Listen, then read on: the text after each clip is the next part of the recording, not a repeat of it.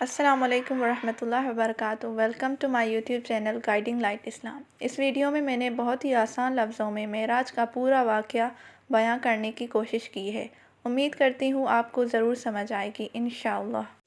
آپ صلی اللہ علیہ وآلہ وسلم نے فرمایا، ایک رات میں سو رہا تھا، اچانک چھت پھٹ گئی اور آسمان سے جبریل علیہ السلام اور کچھ فرشتے آئے اور میرا سینہ چاک کیا، یعنی کاٹا گیا اور تمام اوضاع کو نکال کر آب زمزم سے دھویا گیا۔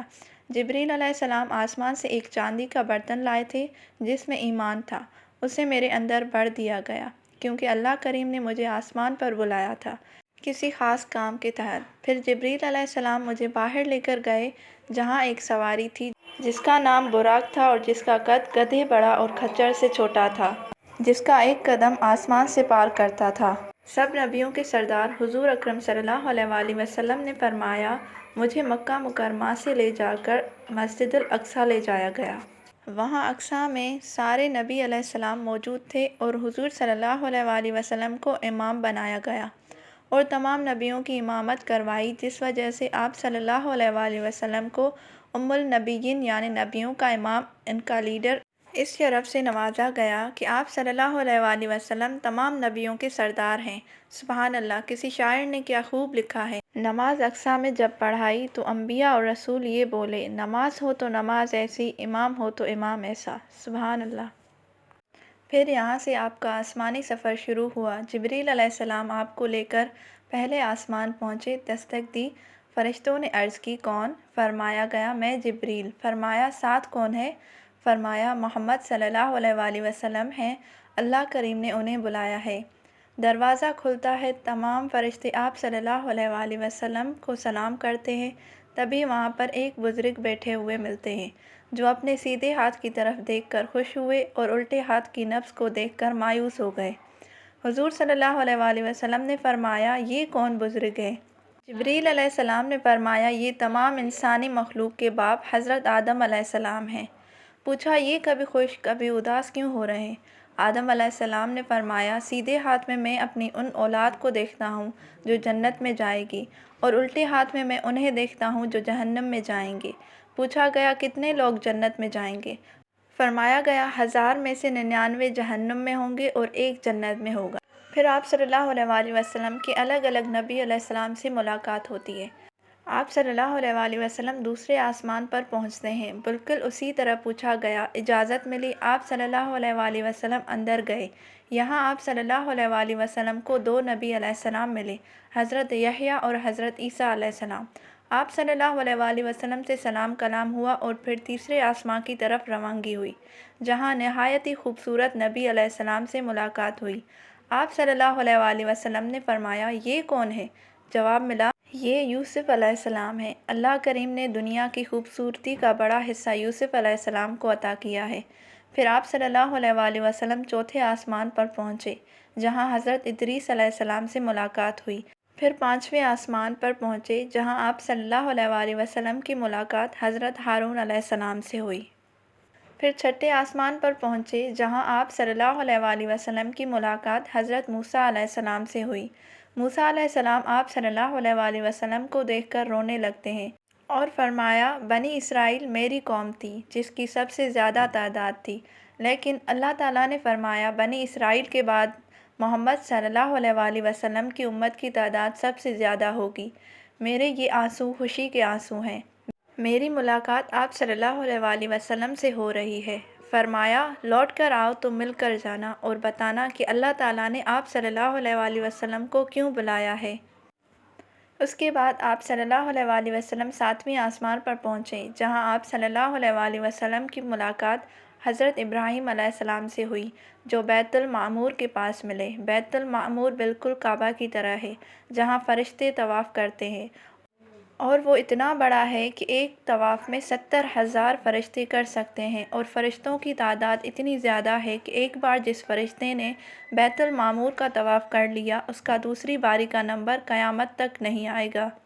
اس کے بعد آپ صلی اللہ علیہ وآلہ وسلم سدرۃ المنتہا پر پہنچے جو کہ ایک بیری کا درخت ہے جس کے پتے اتنے بڑے ہیں کہ اس کے ایک پتے پر گھوڑا 70 سال تک بھاگ سکتا ہے۔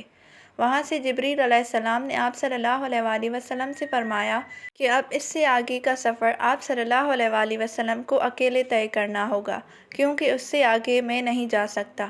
اب آپ صلی اللہ علیہ وآلہ وسلم کی ملاقات اللہ تعالیٰ سے ہوئی۔ اللہ تعالیٰ نے آپ صلی اللہ علیہ وآلہ وسلم کو 2 تحائف سے نوازا۔ پہلا تحفہ سورۃ البقرہ کی آخری 2 آیات، جس کی بے شمار فضیلت بیان کی گئی ہے کہ جو کوئی ان آیات کو پڑھ لے اس کے لیے کافی ہے۔ اس کے بعد آپ صلی اللہ علیہ وآلہ وسلم کو دوسرا تحفہ دیا گیا اور وہ تھی 50 وقت کی نمازیں۔ آپ صلی اللہ علیہ وآلہ وسلم تحائف لے کر واپس آئے تو آپ صلی اللہ علیہ وآلہ وسلم کی ملاقات حضرت موسیٰ علیہ السلام سے ہوئی۔ آپ علیہ السلام نے فرمایا کہ آپ کو کیوں بلایا گیا تھا؟ آپ صلی اللہ علیہ وآلہ وسلم نے فرمایا ان تحائف کے لیے۔ حضرت موسیٰ علیہ السلام نے کہا، اے محمد صلی اللہ علیہ وآلہ وسلم، آپ کی امت یہ نمازیں نہیں ادا کر پائے گی، اس لیے آپ صلی اللہ علیہ وآلہ وسلم جائیں کچھ کم کروا لیں، کیونکہ میری امت کو اس سے بھی کم ملی تھی، انہوں نے ادا نہیں کی تو یہ بھی ادا نہیں کر پائیں گے۔ آپ علیہ السلام کی بات سن کر حضور صلی اللہ علیہ وآلہ وسلم اللہ کے پاس گئے اور کم کروائی۔ روایتوں میں آتا ہے کہ آپ صلی اللہ علیہ وآلہ وسلم بار بار گئے اور ہر بار 5 نمازیں کم کرائیں۔ جب آپ صلی اللہ علیہ وآلہ وسلم کے پاس آخری 5 بچی تو موسیٰ علیہ السلام سے فرمایا، اب میں اور کم نہیں کرنے جا سکتا، اب مجھے حیا آ رہی ہے، میرے رب نے مجھے تحفہ دیا اور میں اس میں کمی و بیشی کر رہا ہوں۔ اتنے میں اللہ کی آواز آتی ہے کہ اے محمد صلی اللہ علیہ وآلہ وسلم، تیری امت کو ثواب 50 کے برابر ہی دیا جائے گا۔ سبحان اللہ، یہ ہے میرے رب کی کریمی۔ محدثین فرماتے ہیں کہ اگر ایسی ہی نیت رکھ کر نیکی کریں گے تو صرف نماز ہی نہیں، اللہ تعالیٰ ہر نیکی پر ثواب 10 گنا بڑھا کر دے گا۔ بے شک ہمیں اللہ کے خزانے میں کوئی کام نہیں، وہ اتنا رحیم ہے کہ ایک نیکی پر 10 نیکی کا ثواب دے دے گا، لیکن ایک گناہ کو 1 گناہ ہی لکھے گا۔ اس کے بعد آپ صلی اللہ علیہ وآلہ وسلم نے جنت اور جہنم کی سیر کی۔ آپ صلی اللہ علیہ وآلہ وسلم ایک ایسی جگہ پہنچے جہاں ایک خوبصورت حور بیٹھی ہوئی تھی، جو اتنی خوبصورت تھی کہ اس کے اندر کی ہڈیوں میں موجود گدھا تک نظر آ رہا تھا۔ آپ صلی اللہ علیہ وآلہ وسلم فرماتے ہیں، اے جبریل علیہ السلام، یہ کون ہے؟ جواب ملا، یہ حور ہے جو جنت کی مالکہ ہے۔ پھر آپ صلی اللہ علیہ وآلہ وسلم آگے بڑھتے ہیں تو ان کو وہ ایک آدمی نظر آتا ہے۔ پھر آپ صلی اللہ علیہ وآلہ وسلم آگے بڑھے تو وہاں ایک آدمی نظر آیا جو نہ مسکرا رہا تھا نہ کچھ، بس سر جھکا کر گھڑے کے اندر ایندھن ڈال رہا تھا جس سے آگ بڑھتی جا رہی تھی۔ آپ صلی اللہ علیہ وآلہ وسلم نے فرمایا، یہ کیا ہے؟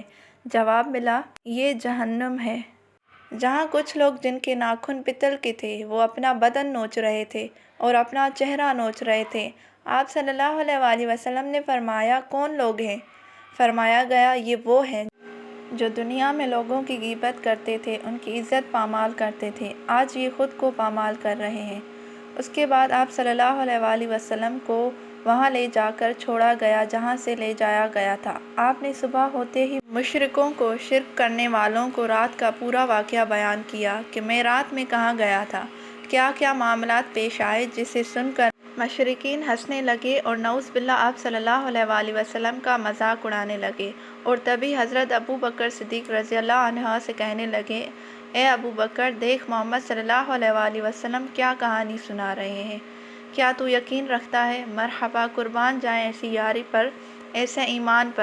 آپ رضی اللہ عنہ نے جواب دیا کہ اگر میرے محمد اس کے بعد ہی آپ رضی اللہ عنہ کو صدیق کا لقب ملا۔